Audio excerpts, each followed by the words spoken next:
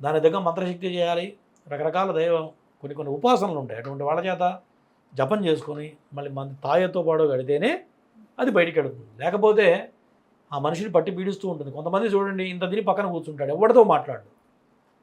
ఒక్కొక్కడు ఇంత తినేవాడు ఇంత తింటాడు, అర్థం కాదు. తండ్రికి తల్లికి ప్రేమ ఉంటుంది, పిల్లాడు తింటుంటే వద్దంటావా అని తల్లి అంటుంది. పెడుతుంటాడు, తింటుంటాడు, వాడికి మైండ్ పనిచేయదు, స్తబ్దతగా ఉంటాడు, ఎవరితో మాట్లాడకపోవడం, ఇంట్లో ఒక మూల పోయి కూర్చోవడం, ఇట్లా జరుగుతూ ఉంటాయి. ఇదంతా కూడా ఆత్మ కనుక అటాక్ చేస్తేనే ఈ రకమైన మనస్తత్వం ఉంటుంది. కొంతమందికి పౌర్ణమికి అమావాస్యగా మాత్రమే కొన్ని రకాల ప్రభావాలు కనపడుతూ ఉంటాయి. పౌర్ణమి రోజున విపరీతమైన ధోరణి కనపడుతూ ఉంటుంది, విపరీతమైన కోపం రావడం, మరి అంతా మైండ్లో పెట్టుకుని పౌర్ణమి రోజు భార్యనో లేకపోతే తండ్రినో తిట్టడం, కొట్టడం జరుగుతుంది. కొంతమంది ఆత్మహత్య చేసుకుంటూ ఉంటారు. ఎవడు కూడా ప్రాణం తీసుకోవాలని ఎవరు అనుకోరు. ఇటువంటి ఆత్మలు ఒంటి మీద ఉన్నప్పుడే ఆత్మ వాడి చేత ప్రాణం తీసుకునే పరిస్థితి తీసుకొస్తూ ఉంటుంది.